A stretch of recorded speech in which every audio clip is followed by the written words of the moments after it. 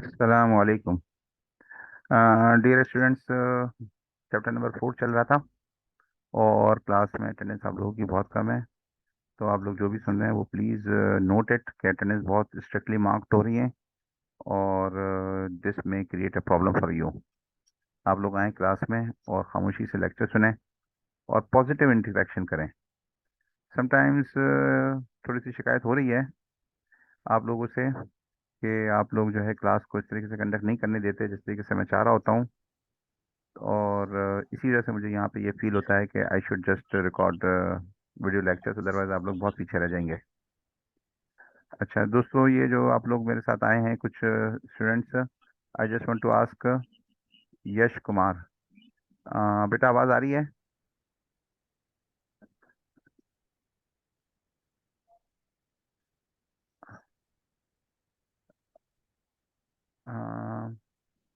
Yes sir, okay.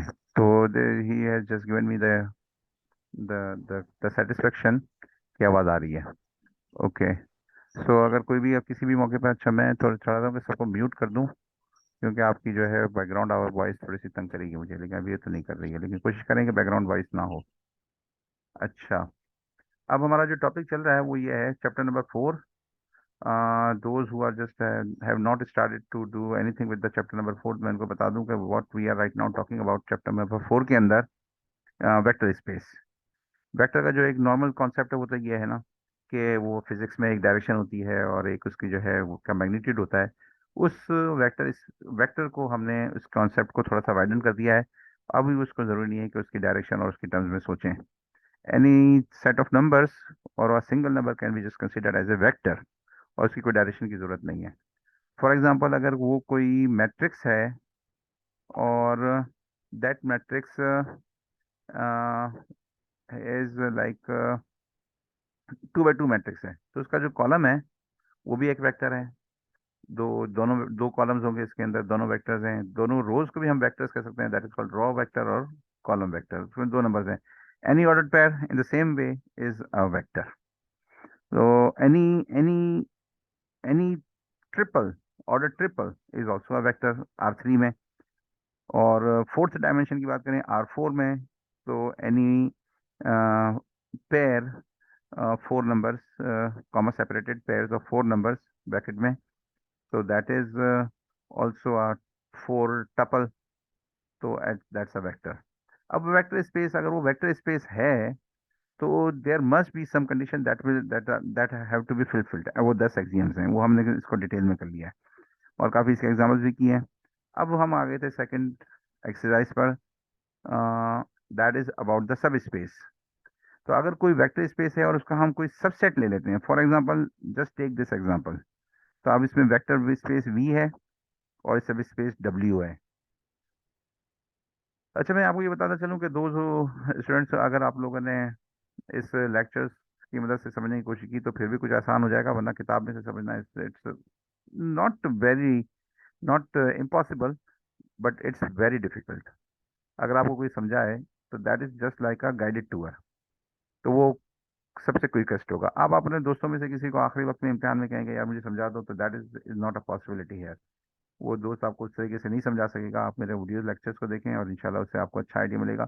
और एक दूसरी बात हमेशा से मैथ्स के बारे में कि अगर आपने प्रैक्टिस नहीं की, आपने सारे कॉन्सेप्ट्स पकड़ लिए, सारे कॉन्सेप्ट समझ लिए, थ्योरम्स आपको समझ में आ गए, प्रैक्टिस के बगैर तो वो बात आगे बढ़ती ही नहीं है। You don't get a grip. तो आपको प्रैक्टिस की जरूरत है। मैं आपको भी यहाँ पे प्रैक्टिस भी कराऊंगा और मैं आपको थ्योरम्स भी बताऊंगा। अच्छा, तो ये अगर वेक्टर स्पेस सब स्पेस है तो that W is going to be the subset of the bigger vector space that is V। और V भी हो सकता है किसी वेक्टर स्पेस का सबसेट हो। तो उसके लिए हमारे पास ये 4 एक्सियम्स हैं जो कि फुलफिल होने चाहिए फॉर सब स्पेस। क्यों?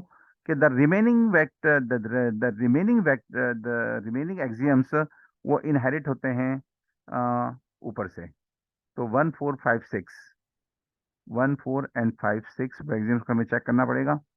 अब मैं इसके अंदर आपको पीछे जाऊं और मैं सारे वो वेक्टर पे बताऊं आपको एक्सियम्स जो इनहेरिट होते हैं। तो बता सकता हूँ 1 तो हमें चेक करना पड़ेगा, 2 इनहेरिट है अगर वो वेक्टर स्पेस, बड़ी वेक्टर स्पेस के अंदर अगर ये 2 फुलफिल होता है तो वो सब स्पेस में भी फुलफिल होगा। The same is the case with the 3, the associative property. 4 को चेक करना पड़ेगा और 5 को भी चेक करना पड़ेगा। और अगर वो के स्केलर टाइम्स हैं तो देन इसका मतलब है कि अगर वो वी में है तो डब्ल्यू में भी होगा। ये 7 हमें, अगर वो वी में चेक हो रहा है तो उसमें भी होगा चेक, सब स्पेस में भी होगा। तो ये इस तरीके से मैंने आपको बताया कि कुछ तो इनहेरिट हो जाएंगे और कुछ हमें चेक करने पड़ेंगे। अच्छा, अब हमने ये बात करी कि चेक कितने करने पड़ेंगे, 4 चेक करने पड़ेंगे। लेकिन उसमें से भी सिर्फ 2 रह गए। By by just this theorem they are just saying that you only have to check u and v are vectors in w. If u and v are vectors in w, then u plus v is also in w, that has to be checked. If k is a scalar and then u is a vector, then ku is also in w, that has to be checked. है तो ये कह रहा है 80 rupees से मैं जाके लेके आई हूँ। तो हमें जो है इसको यहाँ पे इंटीग्रेट करना पड़ेगा। मैं 60 रुपीज से लेके आई हूँ उनके पास से।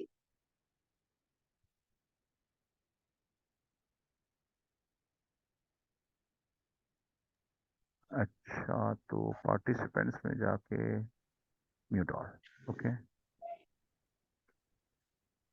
अच्छा अभी मैंने म्यूट कर दिया है सबको। तो अच्छा, तो ये हमें चेक करना पड़ेगा। अच्छा, अब जो बाकी जो 2 बच गए, क्या उसके अंदर क्या था, उसके अंदर क्या था, कहाँ गया ये रहा। उसके अंदर क्या था कि जो बाकी 2 बच गए, कि existence of zero, existence of zero, और बेटा ये क्या कर रहे हैं, हु इज इट। अच्छा बेटा ऐसा ना करें। अच्छा ये ठीक है, शाबाश। अच्छा, अगर वो 2 जो रह गए हैं उसको वो असल में 2 को चेक करेंगे तो 2 भी पूरे हो जाएंगे। अब देखें, अगर वो closure under scalar multiplication check कर लेते हैं, 0 से मल्टीप्लाई करके देखो। अगर वो इसके अंदर 0 के अंदर वो क्लोज्ड है तो इसका मतलब है कि वो ये वाला एग्जिस्टेंस भी चेक हो गई, ये 0 मौजूद है इसके अंदर। और अगर हम किसी के को नेगेटिव कंसीडर कर लेते हैं, के को नेगेटिव कंसीडर कर लेते हैं, तो ये थ्योरम हमें ये बता रहा है कि अगर वो नेगेटिव नंबर आ जाता है तो that all property is also satisfied. तो ये के से 0 से मल्टीप्लाई कर दिया, 0 आ गया तो वो भी वेरीफाई हो गया। एंड इफ के इज अ नेगेटिव नंबर, तो मैं आपको लोकेट करके बताना चाह रहा हूँ, एस दिस के इज अ नेगेटिव नंबर, तो ये माइनस यू भी है इसके अंदर। तो के इज अ -1, तो ये इसके अंदर माइनस यू भी मौजूद है। तो ये भी इस तरीके से चेक हो गया। सिर्फ 2 चीज़ें चेक करनी है, ये हम प्रैक्टिस कर चुके हैं भाई, मिड टर्म में भी आया था सब स्पेस का। अब मैं चाह रहा हूँ linear independence, that is the main topic that we have to cover and then practice. तो if there are vectors and if there are vectors, then we have to just see कि आया और those vectors are linearly independent or not। तो हमने ये लिया है कि एक वेक्टर है 3/2, 3, 2 का। तो if you just defined using just the standard unit vectors in terms of R2 in the space of R2, तो हमें पास पता है कि हमें कि एक वेक्टर I है, एक वेक्टर J है। We can easily just define it by 3i plus 2j। That's it, that is the main point here। लेकिन what's next, the next is that if you just define the third unit vector in the direction of angle making 45 in the Cartesian coordinates, तो 45 पे एक और unit vector आपने इसको define कर दिया है। तो ये जो वेक्टर है, ये वाला जो वेक्टर, इसका यूनिट वेक्टर, इसकी लेंथ यूनिट है। एक नया वेक्टर हमने डिफाइन किया है, प्लीज अंडरस्टैंड। और आप स्टूडेंट्स मुझे बताएं कि आपको ये बात समझ में आई है कि नहीं आई है। Just unmute yourself and then just interact with me if you are having any problem in this understanding. Because आपको अगर प्रॉब्लम आ रही होगी तो वो दूसरों को भी आएगी, और मैंने आपको बताया था कि अगर आपको समझ में नहीं आ रहा तो that is my fault. In case you are just giving the full attention, अगर आप अटेंशन ही नहीं दे रहे हैं और आप दूसरी तरफ देख रहे हैं तो दैट वो फिर मेरा फॉल्ट नहीं है। But if you just trying to understand and then I am just not able to explain the things, so that means that there is something lacking on my part, and that I just want to avoid by just having your input. Acha, so what we have done right now here is that we have just defined a third vector defining vector, जैसे unit vectors हैं ये, they are the defining vector, they are enough for reaching any point in the space, this I vector and this j vector.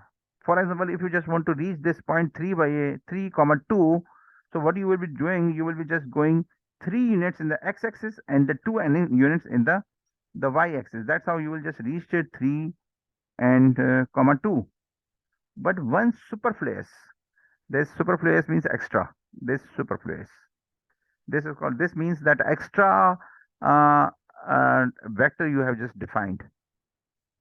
Then there are innumerable, uncountable methods of reaching this uh, 3 by 3 comma 2 position in the space, because you have one more axis, one more unit vector in the direction. So what is going to be the coordinates of this unit vector in terms of I and j? So that is going to be 1 upon under root 2 comma 1 upon under root 2, because it's making a 45 angle. So this जो इसकी projection होगी ना x axis पे, that will B cos of 45, और इसका unit vector है 1, मतलब इसकी मैग्नीट्यूड इज 1, तो 1 मल्टीप्लाई बाय कॉस ऑफ 45, और cos of 45 on the X axis and sine of 45 on the Y axis. तो कॉस एंड साइन बराबर होता है, और इसका कॉस का 45 होता है 1 अपॉन अंडर रूट 2। तो हमारे पास और तरीका आ गया देख डिफाइन करने का, इसको जरा आप देख लीजिएगा इस वाले पार्ट को किताब में से, कि 3 कॉमा 2 को लिखना है तो आप ये लिखें, unit vector multiply by 3 I vector and the J vector multiply by 2, और ये जो थर्ड वेक्टर है डब्ल्यू, इसको 0 से मल्टीप्लाई कर दिया तो ये आ गया 3i plus 2j plus 0w।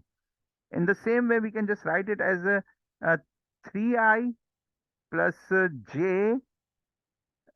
j that is 1j, and you just go for 2w under root 2 times w। तो इस तरीके से भी इसको डिफाइन किया जा सकता है। तो it will become just this thing. वो कैसे देखें मैं आपको एक्सप्लेन करता हूँ। देखो ये 2i हो गया यहाँ पर, ये 2i, और फिर यहाँ से आ गया ये 0, और फिर यहाँ से 0, और फिर ये आ गया ये 0 0, ये 1 आ गया तो 1j, ये 1j आ गया यहाँ पे, और इसके अंदर से ये अंडर रूट 2 कर दिया तो यहाँ पर भी 1 हो गया, यहाँ पर भी 1 हो गया। तो यहाँ पे एक थोड़ी सी मिस्टेक लग रही है, वो मिस्टेक लग रही है कि यहाँ पे इसको 2 होना चाहिए था, ये 3 है, तो इसको 2 कर देंगे, किताब में मिस प्रिंटिंग है। That because 2i multiply by 1j and under root 2 times this w vector, तो ये यहाँ पे मिस्टेक है। अच्छा, इसी तरीके से ये इसको भी आप अपने जहन में कर लीजिएगा, इसको third way of describing the same thing. हाँ सही है। अच्छा, now we have a theorem, we have a definition and we just say कि क्या कहते हैं ये, if there is a set S is equal to v1 v2 and vr is a set of 2 or more vectors in a vector space V, then S is said to be linearly independent set if no vector S can be expressed as a linear combination of the others। अच्छा, तो इसका मतलब ये है कि अगर ये set of vectors है जो कि डिफाइनिंग वेक्टर्स है, जैसे हमारे केस के अंदर R2 में ij है और R3 में ijk है। अच्छा, मैं आपको एक और बात बताऊं, वो ये है कि ये ज़रूरी नहीं है कि if you just have Cartesian coordinates, आप उसमें जो डिफाइनिंग वेक्टर्स हैं वो आई एंड जे ही रखें, वो 90 के एंगल पे हो, वो कुछ भी और भी हो सकते हैं। I just give you its illustration in paint software. अब आपने जो रखे हुए थे अभी तक, तो वो तो ये रखे हुए थे कि ये आपका वेक्टर है, एक इसका दूसरा है, और अगर आपने इस पॉइंट पर पहुंचना है, किसी पर्टिकुलर पॉइंट पे इस पॉइंट पर पहुंचना है, ये इसके सेंटर का पॉइंट समझ लेंगे, बहुत छोटा सर्कल बनाना है मुझे। अच्छा, ये मैं पेंसिल से बना देता हूँ, ये कि ये इस पॉइंट पर पहुंचना है आपको, दिस पॉइंट पे। तो इस पॉइंट पर पहुंचने का इसमें तो तरीका तो ये है कि यहाँ पे यूं जाएं आई टाइम्स और इसको जे टाइम्स, लेकिन let's say my coordinates are not in this way, rather it is in this in this in this way, right. अब ये मेरे पास कोऑर्डिनेट सिस्टम है मेरा, and how I just go to any space with the these are definitely independent two vectors, और इसकी direction, एक direction ये है, दूसरी डायरेक्शन, दोनों दिए यूनिट वेक्टर्स हैं in their own axis direction. मतलब इसका मतलब ये हुआ कि this is one unit vector and this is another unit vector. तो how you just going to reach this point, this particular point, तो इस पर्टिकुलर पॉइंट पे आपने पहुंचना है, तो how you will just go it with it, You will say that you will go, let's say there are, this is the number 1 and this is, let's say 2, and this point is here is 2.5. So you will say that you will go 2.5 times in one axis, that is the horizontal axis. So no, you will not just say this. No, you will basically what you will do is, sorry. Okay. What you will do is just you will just say that I have to go in only in the direction of the axes. So what I'm going to do is I will just say that I will be going how much? This much, this much. Yes, this is going to be the one point. So I will be just going, let's say 1.25, 1.25 in this direction, and then from this direction अब दूसरी axis में मुझे जाना है, तो ये unit vector है, ये तो इसको मैं समझ लेता हूँ कि दिस पॉइंट इज 2, तो ये 2 है। अब मुझे 2 यूनिट इसमें जाना है, तो इस वाले पॉइंट का डायरेक्शन क्या बन जाएगा, इसका बन जाएगा कोऑर्डिनेट सिस्टम में विद दिस 1.25, ये मैं जैसे कॉरेस्पॉन्डिंगली जो इसकी जो मैग्नीट्यूड जिसमें नजर आ रहा था ना उसके हिसाब से मैं 1.25 ले लिया, कॉमा और 2, ये इसके जो है वो बन गए। तो किसी तरीके से भी जा सकते हैं हम। अगर मैं लेट से कि आप कहेंगे भाई मुझे ये वाला पॉइंट डिफाइन करना है, ये वाला पॉइंट, तो मैं कहूंगा ये वाला पॉइंट डिफाइन करना है, तो अच्छा इसका मतलब है कि इस 0 0 से इस ये 0 0 है, इस 0 0 से आप कितना जाएं, तो मैं कहता हूँ कि कितना जाएं, कितना जाएं, ये इतना जाएं, यहाँ से ये जाएं यहाँ तक, तो यहाँ तक हो गया। तो इसको मालूम करेंगे कितना है ये पॉइंट, तो लेट से कि दिस इज 1, तो ये 1.5 हो गया। लग रहा है आपको समझ में आ रहा हो। और ये इसके ऊपर कितना जाना है, ये वाला पॉइंट जो है ये इतना ऊपर कितना है, ये है तकरीबन 1 2 एंड 2.5, तो दिस पॉइंट इज 2.5। तो this coordinate of this system will be, because ये माइनस में है तो ये आ जाएगा माइनस, तो ये कोऑर्डिनेट बन जाएगा, इस पॉइंट का कोऑर्डिनेट बन जाएगा -1.5 कॉमा 2.5।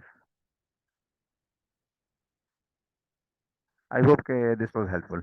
अच्छा, तो इसका मतलब ये है कि वो जो कार्टेशियन कोऑर्डिनेट में जो हम 90 डिग्री के ऊपर ऑर्थोगोनल कार्टेशियन कोऑर्डिनेट जो एक्सिस लेते हैं वो जरूरी नहीं है, कोई भी एक्सिस हो सकती है, लेकिन R2 में 2, R3 में 3, R4 में 4, अगर 5 होंगे या R2 में 2 से ज्यादा होंगे तो वो लीनियरली डिपेंडेंट होंगे, और लीनियरली डिपेंडेंट की का चेक अब हमें करना है कि वो लीनियर डिपेंडेंट है या नहीं है। तो उसका ये फार्मूला है, ये थ्योरम है कि अगर वो लीनियरली डिपेंडेंट होंगे vectors v1 v2 v3 v3 v4 and vr तक, तो उसकी सिर्फ एक कंडीशन है कि उसको चेक करने के लिए कि either they are linearly independent और नॉट। तो अगर वो k जो मल्टीप्लाई कर रहे हैं हम v1 को v2 को k1 k2 k3 से, तो वो k सिर्फ 0 होने चाहिए। ये बहुत मुश्किल पॉइंट है समझ में आना, थोड़ा सा इसके लिए आपको टाइम लगाना पड़ेगा, बट मैं इंशाल्लाह आपको समझाऊंगा।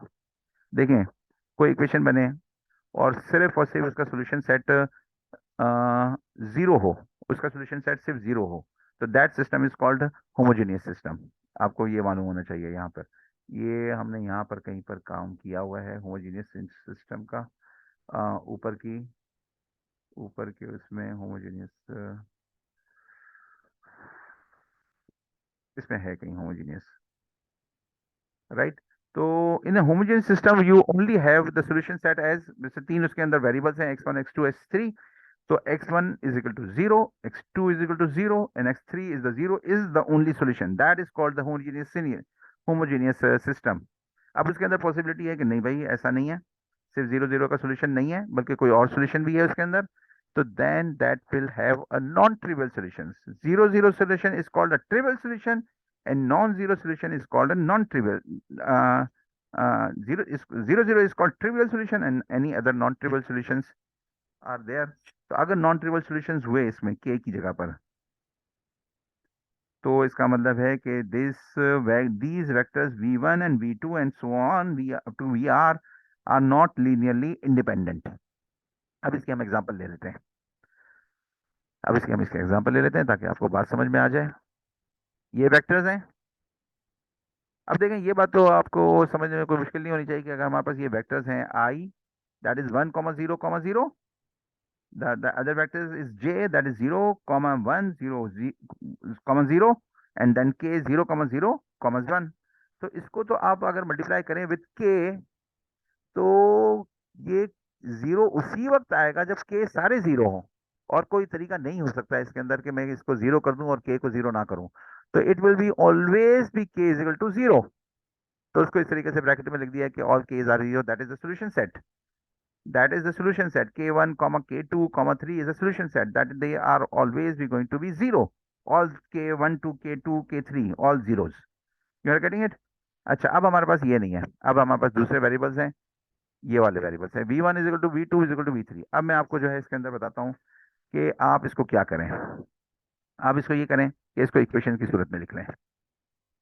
ये तीन वेरिएबल्स हैं, इक्वेशन की सूरत में तीनों को k से मल्टीप्लाई करेंगे तो ये हो जाएगा k into V1, K2 into V2 और K3 इंटू V3। ये यहाँ पे ये दिया हुआ है, सही है। तो इसका ओवरऑल इफेक्ट क्या होगा कि ये जो इक्वेशंस बनेंगी वो ये बनेंगी, क्योंकि देखें यहाँ पे k है तो 1k, ये वाला है तो 5k2, ओ सॉरी, ये 1k1, ये 5k2, and this is going to be 3k3। तो ये वाली इक्वेशन बन गई।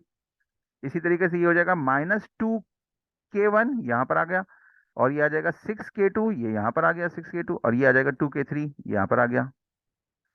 इसी तरीके से 3k1 -3k2 and 1k3, this equation becomes here -3k1 -3k2 and 1k3, ये इसको इक्वेट कर दिया हमने जीरो से, इसको मल्टीप्लाई किया, फिर इसको यहाँ से इक्वेट कर दिया। अब हमें पता है कि हमें k मालूम करने हैं कि या तो केस आएंगे कि सारे के सारे zero, that means that the vectors, these vectors are linearly independent. और अगर के जीरो नहीं आए, के का कोई और सोल्यूशन भी आ गया जो मैं करके दिखाता हूँ आपको, तो इसका मतलब है कि it also has a non trivial solution, and non trivial solution में इसका मतलब हुआ कि this is not, these vectors are not linearly independent, these vectors are not linearly independent. अच्छा, अब यहाँ पे आपको मैं शॉर्टकट बता दूं कि इसको इस तरह लिखना जरा मुझे मुश्किल महसूस हुआ था, तो इसको 1k1 5k2 लिखना मुश्किल हुआ था, इसको आप ऐसे लिखें 1k1, फिर इसको फौरन नीचे नीचे से लिखें -5k, फिर लिखे -2k1 और फिर 3k3, इस तरह वर्टिकल में लिखे इसको 5k1 5k2 6k2 और -k2, और इस पे लिखे -3k3 2k3 1k3, ये इसको इस तरह वर्टिकल में लिखे और इसको इक्वेट कर दें, ये ज्यादा आसान है बजाय इसके उस तरीके से सोचने में। दैट इज द शॉर्टकट जो कि मैंने सीखा है, बाकी ये तो समझ की बात है, जैसे आप चाहें करें। अच्छा, अब इसमें तरीका ये है कि आप इसकी इक्वेशंस को आप डाल दें इसमें, पेन में मैं लिख लेता हूँ, पेन का काम नहीं है, लेकिन मैं इसको पेन में लेके चला जाता हूँ, थोड़ा सा मुझे आसान रहेगा। तो ये मैंने इसको किया, ये देखें छोटी स्क्रीन है ना, तो मुझे आसान रहेगी। अब ये यहाँ पर मैं चला गया हूँ गॉस जॉर्डन मेथड में। गॉस जॉर्डन मेथड में इसको मैंने थोड़ा सा क्या कर दिया, इसको मुझे मिनिमाइज करना है। इसको कैसे मिनिमाइज करते हैं, ओ यस, इसको मिनिमाइज करना है, ये मिनिमाइज हो गया, यस। अच्छा, ये इसको मैं यहाँ पे रख लेता हूँ, ओके गुड। छोटी छोटी चीज़ें होती हैं मेरे लिए बड़ी मुश्किल बन जाती हैं। चलें, आप आईटी के एक्सपर्ट हैं। अच्छा, अब मैं ये गॉस जॉर्डन की स्क्रीन पर हूँ और मुझे ये वाली इक्वेशन सॉल्व करनी है। तो ये पेंट कहाँ गया, पेन पे रखा था ना, नहीं पेन में नहीं रखा था, यहाँ पे रखा था, ओके। ये मुझे यहाँ पे नजर आ रहा है। अब मैं मैट्रिक्स बनूंगा और ये 3/4 की मैट्रिक्स होगी। आपको समझ रहे हैं, मैं इक्वेशन सॉल्व कर रहा हूँ using set of equation, this set of equation using Gauss Jordan method. तो दिस इज 3/4 की मैट्रिक्स है, इसको मैं करता हूँ फिलअप। तो सेट मैट्रिक्स हो गई 3/4 की, तो दिस बिकम्स 1 5 3 0 -2 6 2 3 -1 एंड 1, और इसको सेट फिल एम्प्टी सेल्स पे 0, तो ये 0 आ गए। तो ये हो गया 1 5 3 0 -2 6 2 0 3 -1 1 0। अच्छा, अब इसको जो है यहाँ पे इसको सेटअप कर दिया, इसको सॉल्व कर लेते हैं। ये सॉल्व हो गया, तो इधर आया कि these are not linearly independent because S3 is a free variable and you have a non-trivial solution available here in this. तो इसका मतलब है कि these are not linearly independent। और जब ये linearly independent नहीं है, देखें यहाँ पर भी इन्होंने क्या सोल्यूशन दिया है, माइनस हाफ टी, और मैंने आपको क्या सोल्यूशन निकाल के दिया है, माइनस हाफ एक्स थ्री। तो ये पैरामीटर, और ये भी यहाँ पे एक्स टू भी माइनस हाफ एक्स थ्री, तो इन्होंने भी ये लिखा है माइनस हाफ टी, और माइनस हाफ टी इन्होंने पैरामीट्रिक सूरत में इसको लिख दिया है। तो टी को जो है एक्स थ्री को जो था वो के थ्री, वो एक्स थ्री था, हमारे जॉर्ज गॉस जॉर्डन में के एक्स थ्री इस्तेमाल हो रहा था, but our variable of interest is like is named on K three. तो ये टी को पैरामीटर फॉर्म में लिख दिया, तो ये बन गया हाफ के थ्री, क्योंकि टी के थ्री इज टी। अच्छा चलें, इसका एक और दूसरा तरीका भी है। अब देखें, प्रैक्टिस नहीं करेंगे ना तो आपको कुछ भी समझ में नहीं पड़ना। आप प्रैक्टिस करें मेरे साथ साथ, और इसको आप जहाँ चाहें आप वीडियो को रोकें और इसको अपने हाथ से करें। ये जो सवाल सॉल्व है मैं इनको फिर भी हाथ से करता हूँ, सॉल्व होने के बावजूद मैं इसको रजिस्टर पे करता हूँ। अच्छा, अब इसका दूसरा तरीका भी यह है कि अगर इस ये luckily, luckily not necessarily not always this जो ऑगमेंटेड मैट्रिक्स है इसका, ऑगमेंटेड मैट्रिक्स तो इसको नहीं कहते, लेकिन ये जो फॉर्म है ना क्रैमर्स रूल में, हम जो A x is equal to लिखते हैं इस पूरे सेटअप को, A x is equal to zero, this is going to be A x is equal to, तो जो ये ए जो मैट्रिक्स है इसका अगर हम डिटर्मिनेंट ले लें तो that means that the system is, अगर ये डिटर्मिनेंट जीरो आ जाए that means that system is linearly dependent. तो इसके नॉन ट्रिवियल सॉल्यूशंस बन जाएंगे। तो डिटर्मिनेंट ए इसका जीरो आ रहा है या नहीं आ रहा, ये आप खुद करके देख लें। वैसे ये इसको तो कह रहे हैं कि आ रहा है, लेकिन मैं इसको यहाँ पे इस वाले वेबसाइट इससे इस्तेमाल करता हूँ, इस मिस कैलकुलेटर का मैं इस्तेमाल करता हूँ। तो मैं इस कैलकुलेटर को इस्तेमाल करने के लिए इसको, मुझे मैट्रिक्स सामने चाहिएगी, और ये मैट्रिक्स सामने आ गई है। तो I just write it as, यहाँ पे लिख लेते हैं, ये देखिए यहाँ पे लिख लेते हैं इसको। तो ये आ जाएगी 1,5,3 -2 6 2 3 -1 और 1। अब इसको जो है हम इसको डिटर्मिनेंट लेते हैं इसका, ये डिटर्मिनेंट आ जाएगा, ये डिटर्मिनेंट, और ये डिटर्मिनेंट आया, क्या आया determinant, b is equal to zero. तो determinant determinant of b is equal to zero, तो ये जीरो आ गया डिटर्मिनेंट, तो इसका मतलब है कि ये डिटर्मिनेंट जीरो है, और it has got the non trivial solutions. और नॉन ट्रिवियल सॉल्यूशंस होते हैं, दिस मींस कि द सिस्टम इज डिपेंडेंट।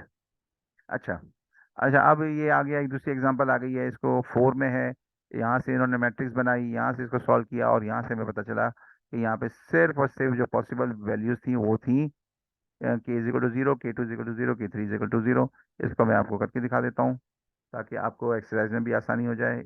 ये मुझे देखनी पड़ेगी कि यहाँ से मुझे देखने के लिए इसको, यहाँ से मैंने इसको पकड़ लिया, और अब देखें यहाँ पे हम डिटर्मिनेंट नहीं ले सकते because this thing is not square matrix, 3 by 3 की मैट्रिक्स होगी, डिटर्मिनेंट से नहीं पता लगेगा, गॉस जॉर्डन से ही पता लगेगा।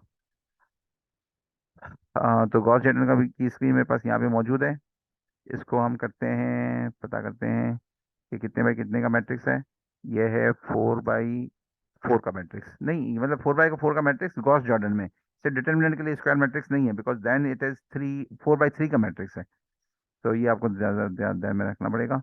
अच्छा, ये इसको मैंने पकड़ के यहाँ रख लिया, ये हो गया 4 बाई 4 का मैट्रिक्स, सेट मैट्रिक्स किया, और 1,4,5,0,2,9,8,2,9,9,0 -1 -4 -5 0।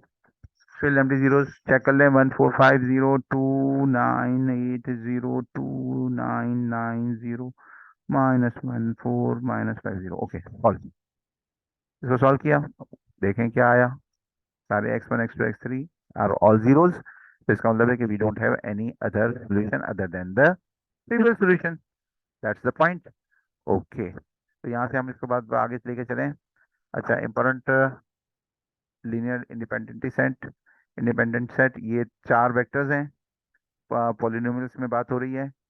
तो पॉलिनोमियल 1 इज 0, एक पॉलिनोमियल है 1, दूसरा पॉलिनोमियल है x, दैट इज p, दूसरा p1, ये p0 है, p1 x है। तो इसका क्या सोल्यूशन हो सकता है अगर मैं इसको सबको एक कांस्टेंट से मल्टीप्लाई कर दूं, a0 p1, जैसे k1 p1, p0 k2, इस तरीके से। अच्छा, अब टाइम कम होने वाला है, हमें जल्दी से करना है। तो ये इस तरीके से इसमें 0 आ गया, तो a0 a1 a2 सिर्फ को सबको 0 होना पड़ेगा, तो ये एक सारे इंडिपेंडेंट सॉल्यूशंस हैं। अच्छा, अब आगे चलते हैं। लीनियर इंडिपेंडेंसी ऑफ पॉलिनोमियल्स, इसको भी आपने देखा, इनको पी के से मल्टीप्लाई कर दिया, इस पी को p1 को, फिर p2 को k2 से मल्टीप्लाई कर दिया, फिर p3 को k3 से मल्टीप्लाई कर दिया। ये इक्वेशन आ गई, ये सॉल्व एग्जांपल है, ये इक्वेशन बना ली, क्योंकि ये बन गया था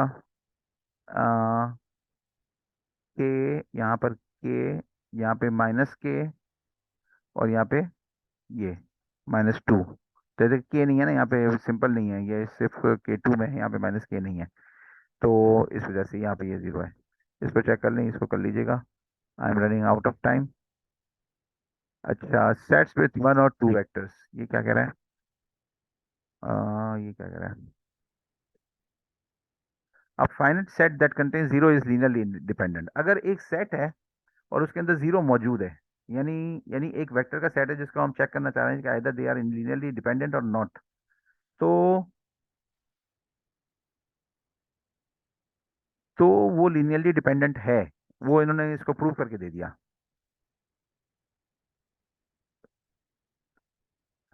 तो ये इन्होंने जो है समराइज कर दिया है इस पूरे थ्योरम में, कि एक फाइनाइट सेट है, उसके अंदर अगर 0 मौजूद है तो वो लीनियर डिपेंडेंट होगा। अगर वो एक सेट है जिसके अंदर सिर्फ 0 है, ये पढ़ तो आप खुद ही लेंगे ना, मुझे पढ़ने की जरूरत तो नहीं है। अगर वो सेट है उसके अंदर सिर्फ 0 एक एलिमेंट है तो वो लीनियरली डिपेंडेंट होगा।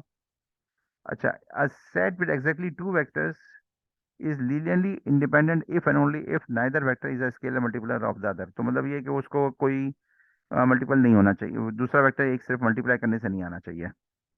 तो वो मैं बताता हूँ आपको। इस केस के अंदर जैसे ये एक है, एक वेक्टर है v1, लेकिन v2 जो डायरेक्ट आ गया v1 को मल्टीप्लाई करके, तो ये इन सिंगल वेक्टर है, और v2 जो है डिपेंडेंट है। अच्छा, अगर आपको ये निकालना है R2 में, तो ये लीनियरली इंडिपेंडेंट है, ये भी लीनियरली डिपेंडेंट है, और ये जो दो वेक्टर्स हैं ये R2 के अंदर लीनियरली इंडिपेंडेंट है। और R3 के अंदर 3 वेरिएबल्स लीनियरली इंडिपेंडेंट हो सकते हैं, इससे ज्यादा लीनियरली इंडिपेंडेंट नहीं हो सकते हैं R3 में, that is in the 3 dimensional space.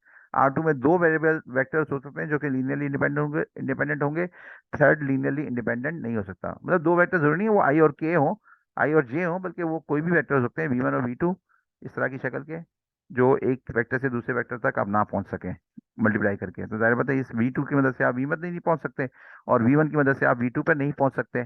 तो that means this is linearly independent. अच्छा, वो जो क्लास में मैंने पॉइंट बताया था आपको, कि अगर वो R3 के अंदर 3 वेरिएबल्स होंगे, तो अगर वो तीनों वेरिएबल्स तीनों एक ही प्लेन पर होंगे, ये दो वेक्टर तो ऊपर नीचे हैं और एक ही प्लेन में है, तो ये लीनियरली इंडिपेंडेंट है। तो ये तो दोनों ऊपर नीचे भी हैं और ये एक ही प्लेन में है, तो लीनियर इंडिपेंडेंट है। लेकिन अगर तीनों वेक्टर्स अलग अलग होंगे, जैसे ये बाहर नजर आ रहा है v1 इस प्लेन के ऊपर नहीं है, तो that will be, 2 vectors plane पे हो सकते हैं लेकिन तीसरा वेक्टर नहीं हो सकता है। तो ये ज्योमेट्रिक इसकी इंटरप्रिटेशन है लीनियर डिपेंडेंसी की, और मैंने आपको बता दिया कि R2 में सिर्फ 2 हो सकते हैं और R3 में 3 हो सकते हैं, ये भी इनका थ्योरम है। अच्छा, अच्छा, 0 अगर इसके अंदर मौजूद होगा, ये देखें, ये एक वेक्टर सेट है और इसमें 0 मौजूद है, तो इसको हम अगर इस तरह से मल्टीप्लाई करेंगे तो सब तो 0 करेंगे, लेकिन इस 0 को अगर किसी भी नंबर से मल्टीप्लाई कर दें, 1 से, 2 से, 3 से, तो ये जो वेरिएबल होगा कि यहाँ पर वो कुछ और भी हो सकता है। इसका मतलब है कि this is not linearly independent. अगर 0 होगा तो वो लीनियरली इंडिपेंडेंट नहीं होगा। अच्छा, अब ये बात आ गई बात, और ये मैंने आपको पहले ही बता दिया, ये वाला थ्योरम 4.3.3, के वो है कि Rn के अंदर n से ज्यादा लीनियरली इंडिपेंडेंट नहीं हो सकते। इसका मतलब है कि R2 में 2 से ज्यादा नहीं हो सकते, R3 में 3 से ज्यादा नहीं हो सकते, R4 में 4 से ज्यादा नहीं हो सकते। Having said this, I guess this completes what I just wanted to cover up here. और अब जो है एक्सरसाइजेज हैं, और एक्सरसाइज में मैं आपको करा देता हूँ जल्दी जल्दी से। अ, देखें, ये वाली एक्सरसाइज करने की कोशिश करें आप। कहाँ भाग जाता है ये वाला? ये देखें u1 और u2, आप देखें इसको 5 से मल्टीप्लाई करें, -5 से, तो ये 5 आ गया, ये 2 को मल्टीप्लाई माइनस किया, -5 से मल्टीप्लाई किया तो -10 आ गया, और ये 4 को -5 से किया तो -20 आ गया, तो ये लीनियरली डिपेंडेंट है। अच्छा, इसी तरीके से ये वाला देखें, बी, देखें इसके अंदर U1 और इसके अंदर R2 है, लेकिन इसके अंदर वेक्टर्स 3 है, तो वेक्टर R2 के अंदर तो 3 लीनियरली इंडिपेंडेंट हो ही नहीं सकते, तो इसका मतलब है कि ये लीनियरली डिपेंडेंट है। अच्छा, ये वाला जो वेक्टर है, ये P2, इसको अगर आप डाल लें उसके अंदर गॉस जॉर्डन में, तो आपको पता लग जाएगा कि ये लीनियरली डिपेंडेंट है। गॉस जॉर्डन में इसको डाल के देखें, और यूं भी अगर इसको देखें तो 2 से मल्टीप्लाई कर दें तो ये हो गया 6, यहाँ पे ये 6 है, और ये -2 है, तो इसको -2 को 2 से मल्टीप्लाई किया तो ये 4 हो गया, और ये 1 है तो यहाँ पे ये 2 हो गया, तो ये लीनियर डिपेंडेंट यहीं से हो गए। अच्छा, ये वाला जो सवाल है चौथा वाला, तो ये दो हैं वेक्टर्स हैं, ये दो वेक्टर्स हैं ना, M2 मैट्रिक्स, इसके अंदर हम देखते हैं कि ये लीनियर डिपेंडेंट है या नहीं है। तो इसके अंदर 4 वेरिएबल्स हैं, K1 और K2, और इक्वेशंस हमारे पास हैं 4 हैं। अच्छा, बहरहाल ये तो इसको आप एक एक ए को ए इज इक्वल टू -b है, तो ये लीनियरली डिपेंडेंट है। बस जस्ट बाय ऑब्जर्वेशन करना है ना, हमें इसके अंदर कोई कैलकुलेशन नहीं करनी, तो ए इज इक्वल टू -b है, ए इज इक्वल टू -b, तो ये लीनियरली डिपेंडेंट है। क्वेश्चन नंबर 2 पे आ जाते हैं। क्वेश्चन नंबर 2 इसके उसी पेज पर है ये। In each part determine whether the vectors are linearly dependent और लीनियरली इंडिपेंडेंट। तो इसको आप गॉस जॉर्डन से भी कर सकते हैं, और क्योंकि इसका जो है 3/3 है और 3 है, तो इसको डिटर्मिनेंट से भी लेकर कर सकते हैं, वो मैं आपको बताता हूँ डिटर्मिनेंट से लेकर। देखें क्या क्लास खत्म हो जाएगी तो हम जो है इसको वहीं पे रोक देंगे यहाँ से। अब इसको गॉस जॉर्डन में करना है, तो ये मैट्रिक्स कैलकुलेटर पे चले गए, इसको देख लिया, इसको यहाँ पे रख लिया ताकि हमारे सामने आता रहे, और हम इसको इसमें डालते रहें। ये 3/3 मैट्रिक्स है यहाँ पर, इसको 3/3 मैट्रिक्स में कैसे डालना होगा, इसको कैसे डालना होगा, अ, इसको क्लियर करने हैं, क्लियर नहीं हो रहा, चले ठीक है। तो ये 3/3 मैट्रिक्स है, तो this is going to be matrix -3, 5 and 1, फिर 0, फिर -1, और फिर 1, और फिर 4, और फिर 2, फिर 3। अब इसको देख लें डिटर्मिनेंट, ये डिटर्मिनेंट देखा, ये डिटर्मिनेंट 839 आया, तो इसका मतलब है कि ये लीनियरली इंडिपेंडेंट नहीं है। गॉस जॉर्डन से भी कर सकते हैं इसको। गॉस जॉर्डन के लिए जो हमें इसमें करनी पड़ेगी ना, तो यहाँ पे इन सब की इक्वेशन बनानी पड़ेगी, और आके इक्वल टू आखिर के कॉलम में 0 भी डालना पड़ेगा। That is the point, that is the point. Gauss Jordan के अंदर ये होगी 3/3, 3/4 का ये का मैट्रिक्स लगेंगे, सेट मैट्रिक्स करेंगे, यहाँ पर हम डालेंगे -3, फिर 5, फिर 1, और फिर यहाँ पे 0, और फिर यहाँ पे डालेंगे हम 0, -1, और ये आएगा -1 के बाद 1, और फिर 0, फिर ये आएगा 4, 2, 3, और ये 0। अब इसको देख लेंगे, सही है, -3 है, 5 है, 1 है, और इस तरीके से 0 है, फिर 0 है, -1 है, 1 है, और ये 3 है, इस तरीके से 4, ये वाला 4, 2, और 3, और ये 0। सॉल्व करें, ये 0 0 आ गए सारे, इसका मतलब है कि वहाँ पे डिटर्मिनेंट नॉन जीरो आया था, नॉन ट्रिवियल सोल्यूशन नहीं है। गॉस जॉर्डन ने बताया कि सेफ ट्रिवियल सोल्यूशन मौजूद है, तो that means that's complete the check. इसी तरीके से इसको भी कर सकते हैं। क्वेश्चन नंबर 4 को भी इसी तरीके से करें। ये पॉलिनोमियल्स दिए हुए हैं, ये 5 है, ये मैंने सॉल्व किया हुआ है अपने हाथ पे, ए पार्ट पे तो किया हुआ है, लेकिन I was just running out of time. इंशाल्लाह जो है आपको इसमें समझ में आई होगी बातें। अल्लाह ताला आपका हामी और नासिर हो, प्रैक्टिस के बगैर बात नहीं बनेगी। अच्छा, मैं देख रहा हूँ 4 पार्टिसिपेंट्स इस वक्त मेरे साथ हैं। गुड। अच्छा, आपके कमेंट्स मुझे नज़र आए, ठीक है। अब I just want to stop this more, stop recording. Any questions? मुझे व्हाट्सएप पे क्वेश्चन करें आप, सवाल जो आपको समझ में नहीं आ रहा हो, just question me on WhatsApp.